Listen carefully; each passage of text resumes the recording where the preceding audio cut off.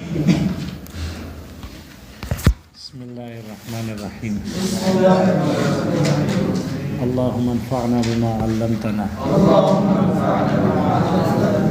وعلمنا ما ينفعنا اللہم الہمنا مراشد امورنا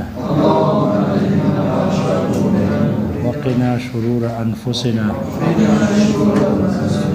ربنا تقبل منا انك انت السميع العليم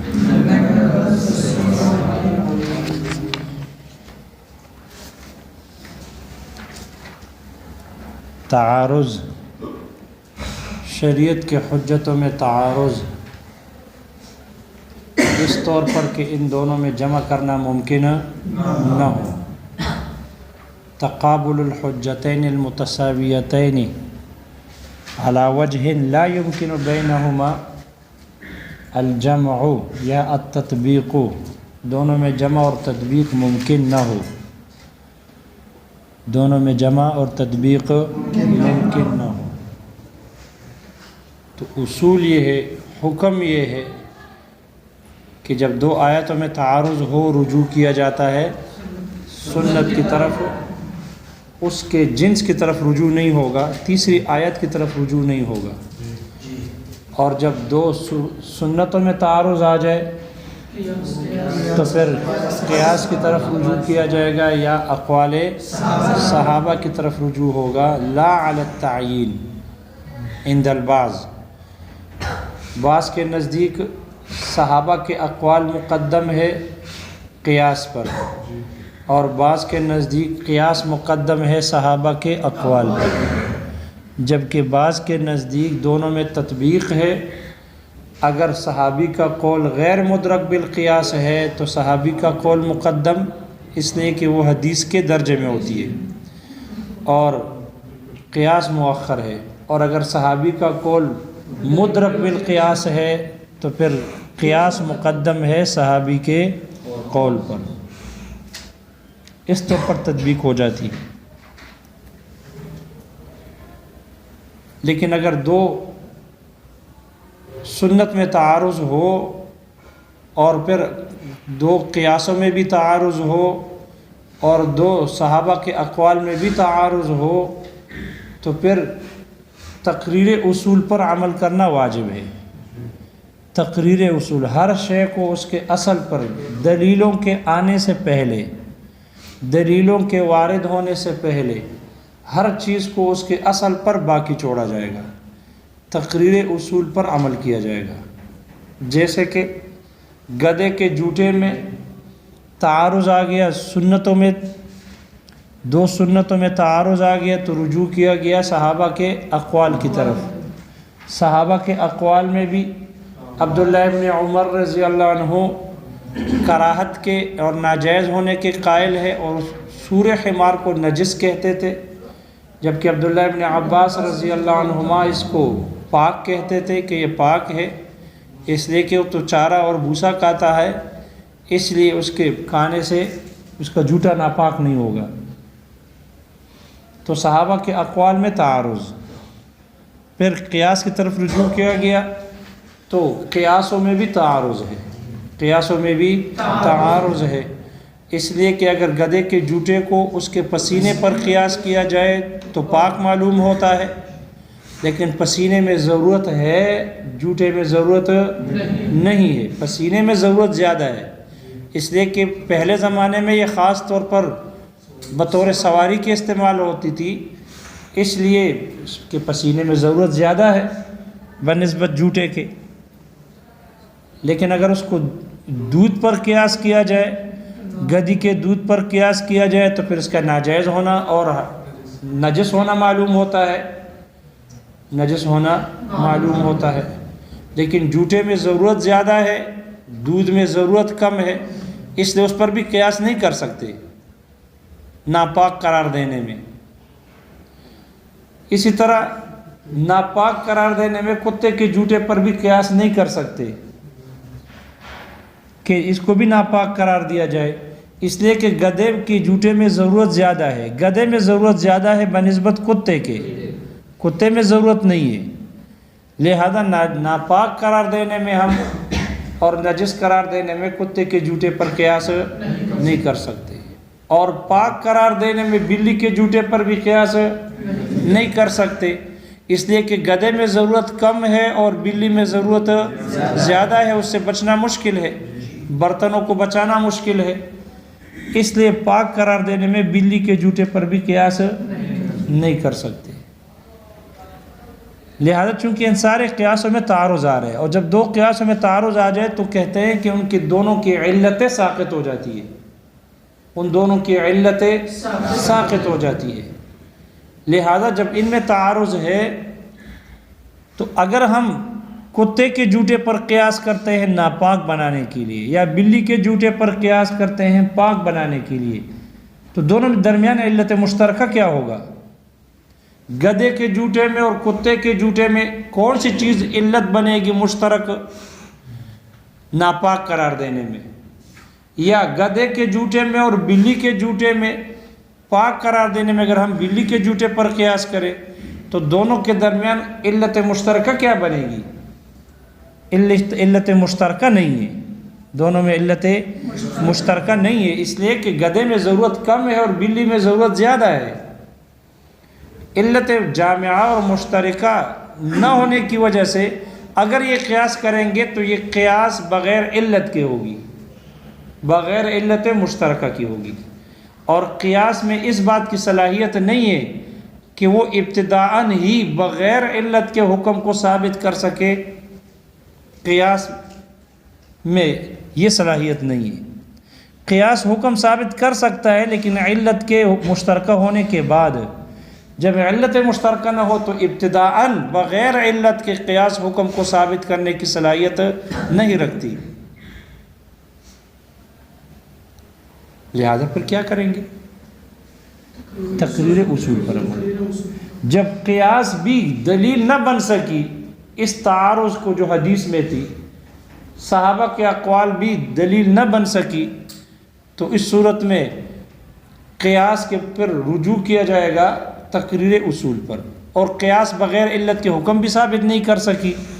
تو پھر تقریر اصول پر عمل کیا واجب ہو جائے گا، تقریر اصول کی طرف رجوع کیا جائے گا، اور یہ کہا جائے گا کہ ہر چیز کو اس کے اصل پر چھوڑ دیا جائے گا۔ تو پانی کی اصل پاک ہونا ہے، طاہر، اس لیے پانی کو اپنے اصل پر چھوڑ دیا جائے گا۔ یہ کہا جائے گا کہ اگرچہ گدھے نے اس میں منہ مارا ہے، پانی پیا ہے، یہ پانی اپنے اصل کے اعتبار سے پاک ہے تو اب بھی پاک ہے، پانی وہ پانی گدھے کے پینے سے ناپاک نہیں ہوا۔ اور بندے کا، آدمی کا اصل میں محدث ہونا اصل ہے، حالت حدث میں ان کا ہونا اصل ہے، لہذا یہ کہا جائے گا اب جب پانی اصل کے اعتبار سے پاک ہے نا، تو گدھے کے منہ لگانے سے، پینے کی وجہ سے اس کے پاک ہونے اور پاک نہ ہونے میں شک پڑ گیا۔ کیا پڑ گیا؟ شک پڑ گیا۔ شک کی وجہ سے پانی کا اصل زائل نہیں ہوگا، ختم نہیں ہوگا، اس لیے کہ پانی کا پاک ہونا اصل کے اعتبار سے یقینی ہے۔ گدھے کے منہ لگانے سے، جھوٹا کر لینے سے اس کے نجس ہونے نہ ہونے میں شک پڑ گیا، تو الیقین لا یزول بالشک، جو یقینی پانی کا طاہر ہونا یقینی تھا وہ اس شک کی وجہ سے دور نہیں ہوگا، اس لیے پانی پاک ہوگا منہ لگانے کے باوجود بھی۔ اور آدمی کا اصل محدث ہونا ہے، حالت حدث میں ہونا ہے، لہذا جب آدمی کا اصل حالت حدث اور محدث ہونا ہے تو اگر وہ اس جیسے پانی سے وضو کر لے گا تب بھی پاک نہیں ہوگا، اس لیے کہ جب آدمی کا اصل ناپاک ہونا ہے، حالت نجس، حالت حدث میں ہونا ہے، تو اس پانی کے، یہ پانی تو مشکوک ہے، اس میں تو گدھے نے منہ مارا ہے،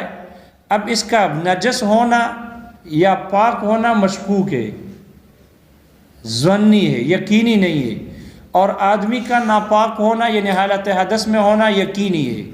والیقین لا یزول بالشک، اس لیے اس پانی سے وضو کرنے کی وجہ سے اس آدمی کی یہ نجاست یا یہ حالت حدث یہ زائل نہیں ہوگی، یہ پاک اس پانی سے وضو کرنے کے باوجود بھی پاک نہیں ہوگا۔ تو دونوں کو ہم نے اصل پر چھوڑ دیا۔ اس لیے یہ کہا جائے گا کہ یہ آدمی اس پانی سے وضو کر لے، اگر یہ پانی پاک ہوگا تو وضو ہو جائے گا، اور اگر ناپاک ہوگا تو اس کے ساتھ تیمم ملا دے، تو اس پانی سے وضو کر کے پھر اس کے ساتھ تیمم کو بھی ملا دے۔ اگر یہ پانی ناپاک نہیں ہے، پاک ہے منہ لگانے کے باوجود بھی، تو وضو ہو گیا، کیونکہ پانی یہی موجود ہے، اس کے علاوہ کوئی اور پانی ہے نہیں، تو پانی ہوتے ہوئے تیمم کر نہیں سکتا۔ اس لیے اگر یہ پاک ہے تو اس سے وضو کر دیا، اور اگر یہ ناپاک ہے اس سے وضو نہیں ہوتا تو پھر اس کے ساتھ تیمم ملانا پڑے گا۔ اس لیے وضو کر کے پھر تیمم اس کے ساتھ ملا دے، وضو کر کے اس کے ساتھ کیا ملا دے؟ تیمم ملا دے۔ تو حکم یہ ہو گیا کہ اس پانی سے وضو کر کے پھر تیمم کرے گا، پھر کیا کرے گا؟ تیمم کرے گا۔ البتہ ادھر ایک سوال ہے، آپ کہتے ہو تقریر اصول پر عمل کریں گے، تو آپ نے تقریر اصول پر تو عمل نہیں کیا، آپ نے تو پانی کو طاہر مانا، حالانکہ پانی طاہر بھی ہے اور مطہر بھی ہے، طاہر بھی ہے اور مطہر بھی ہے۔ پانی صرف پاک نہیں ہے، طہور ہے، طہور مانا مطہر بھی ہے یہ۔ لہذا ٹھیک ہے آدمی کا اصل حالت حدث میں ہونا ہے، لیکن پانی کی طبیعت اور اصل کے اعتبار سے صرف پاک ہونا نہیں، پاک کرنا بھی ہے۔ لہذا جب یہ آدمی سے وضو کرے گا تو پھر تو پاک ہو جائے گا پانی کی اثر پر عمل کرتے ہوئے۔ تو اس کا جواب دیا ہے کہ نہیں، یہاں پانی کے ہم ایک اثر پر عمل کریں گے تاکہ ہم آدمی کے اثر پر عمل کر سکیں، اس لیے ہم پانی کو طاہر مانیں گے، مطہر نہیں، تاکہ آدمی بھی اپنے اصل پر باقی رہے۔ ورنہ اگر پانی کو ہم طاہر اور مطہر دونوں مانیں تو پانی کے اصل پر تو عمل ہو گیا، لیکن آدمی کے اصل پر عمل نہ ہوگا، اس لیے کہ آدمی کا اس سے وضو کرنے کی وجہ سے پھر کیا ہو جائے گا؟ پاک ہو جائے گا۔ تو پھر تقریر اصل اور تقریر ما تو ہو جائے گی، تقریر رجل اور تقریر آدمی نہیں ہوگا، مرد نہیں ہوگا۔ اس لیے دونوں کو تقریر اصول واجب ہے، تقریر اصول واجب ہے، ہر دونوں کو اپنے اصل پر رکھنا واجب ہے، اور وہ تبھی ہوگا جب ہم پانی کو طاہر مانیں، مطہر نہیں، تاکہ دونوں کے تقریر پر کیا ہو؟ دونوں اصول کے تقریر پر عمل ہو۔ اس لیے پانی طاہر ہوگا، مطہر نہیں ہوگا۔ مصنف کہتے ہیں اس وجہ سے چونکہ یہ گدھے کا جوتا مشکوک ہو گیا، ان میں دلائل میں تعارض آ گیا، سنت میں بھی تعارض، اقوال صحابہ میں بھی تعارض، قیاس میں بھی تعارض، اس تعارض کی وجہ سے اس گدھے کے جوتے پانی کو مشکوک کہا گیا، جبکہ بعض نسخوں میں ہے کہ اس کو مشکل کہا گیا، مشکل بمعنی مشتبہ کہا گیا۔ تو ان کو جو مشکوک اور مشتبہ کہا گیا، اس وجہ سے مشکوک نہیں کیا کہ اس کے حکم شرعی معلوم نہیں ہے، بلکہ اس وجہ سے مشکوک قرار دیا گیا کہ ان میں موجود دلائل میں تعارض ہے، ان میں موجود دلائل میں تعارض ہے، تعارض کی وجہ سے ان کے بارے میں جو دلائل موجود ہے ان میں پاک اور ناپاک ہونے میں ان میں تعارض ہے، تو تعارض ادلہ کی وجہ سے ان کو مشکوک اور مشکل یا مشتبہ کہا گیا ہے، حکم شرعی مجہول ہونے کی وجہ سے نہیں۔ وہ یہ کہتے ہیں یہ چیز مشکوک ہے، اس وجہ سے نہیں کہ اس کا حکم معلوم نہیں، بلکہ یہاں جو مشکوک کا ہے اس وجہ سے ہے کہ یہ ان کے دلائل میں تعارض ہے۔ اگرچہ اس پر بھی اعتراض ہے،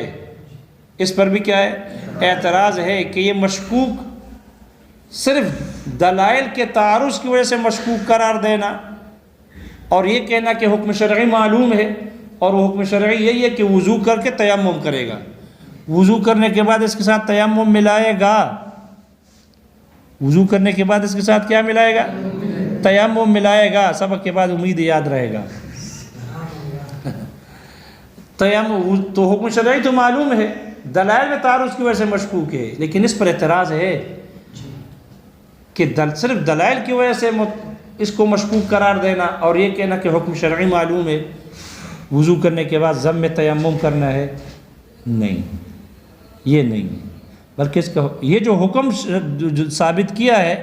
کہ تیمم کے بعد وضو کے بعد تیمم ملا دے، تو یہ تو حکم مجتہد فی ہی ہے، یہ تو احتیاط کی وجہ سے ہے۔ اگر پانی پاک ہے تو اس سے وضو ہو گیا، اگر پانی ناپاک تھا تو پھر اس کے ساتھ تیمم ملا دیا، وضو تیمم کی وجہ سے ہو گیا، پانی کی وجہ سے نہیں ہوا۔ تو یہ حکم تو مجتہد فی ہی ہے، احتیاط کی وجہ سے ہے۔ حکم شرعی کون سی ہے؟ حکم شرعی تو ایک ہی ہے، پانی یا پاک ہے تو وضو اس سے کرنا ضروری، اور اگر پانی ناپاک ہے تو پھر اس سے وضو نہیں ہوگا، تیمم متعین ہے، پھر تیمم کرے گا۔ اور یہاں پانی، یہ وضو پانی سے ہوا یا تیمم سے ہوا یہ متعین نہیں ہے، یہ وضو تیمم سے ہوا یا پانی سے ہوا یہ متعین نہیں ہے کہ وہ حکم شرعی کون سا ہے۔ پانی پاک ہے اس سے وضو ہو گیا، یا پانی ناپاک ہے تیمم سے وضو ہو گیا، یہ پتہ نہیں، یہ معلوم نہیں، یہ متعین نہیں ہے۔ جب متعین نہیں ہے تو حکم شرعی مجہول ہو گیا۔ اس لیے مشکوک جو کہا، تعارض ادلہ کی وجہ سے بھی مشکوک ہوا، ان کی بات بھی رد نہیں کرتے، لیکن اس بات پر رد ہے کہ یہ کہنا کہ اس کا حکم شرعی مجہول نہیں، یہ بات درست نہیں۔ بہرحال گدھے کے جوتے میں دلائل متعارض ہونے کی وجہ سے اور حکم مجہول ہونے کی وجہ سے متعین نہیں ہے کہ یہ وضو جو ہوا ہے یہ پانی سے ہوا ہے یا تیمم سے ہوا، یہ متعین نہیں۔ اس وجہ سے اس کے گدھے کے جوتے کو مشکوک کہا گیا یا مشکل کہا گیا، مشکل بمعنی مشتبہ۔ مصنف کہتے ہیں جب دو قیاسوں میں تعارض آ جائے تو پھر اس صورت میں جیسے دو سنتوں میں تعارض، دو حدیثوں آیاتوں میں تعارض کی وجہ سے بعد والے دلیل کی طرف رجوع کی گئی اور سنتوں کی طرف رجوع کیا گیا، وہ دونوں ساقط ہو گئی۔ پھر جب دو سنتوں میں تعارض ہو تو پھر قیاس کی طرف یا اقوال صحابہ کی طرف رجوع کیا جائے گا۔ دونوں سنتیں تعارض کی وجہ سے اذا تعارض تساقط، دونوں ساقط ہو جائے گی۔ لیکن جب دو قیاسوں میں تعارض آ جائے تو پھر آیا انہیں بھی اذا تعارض تساقط والے اصول پر عمل ہوگا اور اس کے بعد والے دلیل کی طرف اور حجت کی طرف رجوع ہوگا یا نہیں۔ مصنف کہتے ہیں کہ چونکہ قیاس کے بعد کوئی نیچے کوئی اور حجت ہے نہیں سوائے استصحاب حال کے، سوائے استصحاب حال کے، اور استصحاب حال ہمارے ہاں حجت ہے نہیں، استصحاب حال ہمارے ہاں حجت، وہی تقریر اصول ہمارے ہاں حجت نہیں ہے۔ ایک شے کو اپنے سابقہ حالت پر چھوڑ دینا، پہلے چونکہ پاک تھا اب بھی پاک ہوگا، پہلے چونکہ ناپاک تھا نجس تھا اب بھی نجس ہوگا، یہ استصحاب حال ہے، ابقاء ما کان علی ما کان، لہذا یہ استصحاب حال ہمارے ہاں حجت نہیں ہے۔ قیاس کے بعد استصحاب حال حجت ہے، دلائل میں سے ہے، لیکن وہ ہمارے ہاں حجت نہیں ہے۔ اس لیے جب دو قیاس میں تعارض ہوگا تو پھر وہ تعارض کی وجہ سے تساقط ان میں نہیں ہوگا، ان میں تساقط نہیں ہوگا، بلکہ تساقط نہیں ہوگا کہ تساقط ہو کر پھر استصحاب حال کی طرف اس پر عمل واجب کیا جائے، نہیں، بلکہ دو قیاسوں میں تعارض کی صورت میں مجتہد کو اختیار ہے کہ وہ ان دو قیاسوں میں سے جن تحری کرے، جس قیاس کے زیادہ صحیح ہونے کی طرف اس کی دل گواہی دے، اور اپنے نور فراست سے جو قیاس زیادہ درست سمجھتا ہے اسی پر عمل کرے گا، تساقط نہیں ہوگا، تساقط نہیں ہوگا کہ وہ بعد والے نیچے والی دلیل استصحاب حال پر عمل کرے، نہیں، استصحاب حال ہمارے ہاں حجت نہیں ہے۔ لیکن دو قیاسوں میں سے جو قیاس اس کی دل گواہی دے اس کے حق ہونے کی یا درست ہونے کی، اس پر عمل کرے گا، اور اس پر عمل کرنا، ان دو قیاسوں میں سے ایک قیاس پر عمل کرنا یہ زیادہ اولا ہے بنسبت استصحاب حال پر عمل کرنے کے، اس لیے کہ استصحاب حال پر عمل کرنا ہمارے نزدیک حجت ہے نہیں وہ، اس لیے اس پر عمل کرنے کے بجائے ان دو قیاسوں میں سے ایک قیاس پر عمل کرنا اولا ہے، دو قیاسوں میں سے ایک پر عمل کرنا اولا ہے، اس لیے کہ قیاس حجت ہے، اس پر عمل کیا جاتا ہے، جبکہ استصحاب حال ہمارے ہاں حجت نہیں ہے، امام شافعی رحمہ اللہ کے ہاں حجت ہے۔ جب ہمارے ہاں وہ حجت ہے نہیں تو حجت کے مقابلے میں غیر حجت کو ترجیح دینا یہ باطل ہے، اس لیے قیاس راجح ہوگی، اسی پر عمل ہوگی، قیاسی پر عمل کیا جائے گا کیونکہ وہ حجت ہے، استصحاب حال حجت نہیں ہے۔ اس لیے اگر استصحاب حال پر عمل کیا گیا تو پھر غیر حجت کو حجت پر ترجیح دی گئی، اور جو کہ جائز نہیں ہے۔ اس لیے مجتہد چاہے درست ہو یعنی جس اجتہاد پر عمل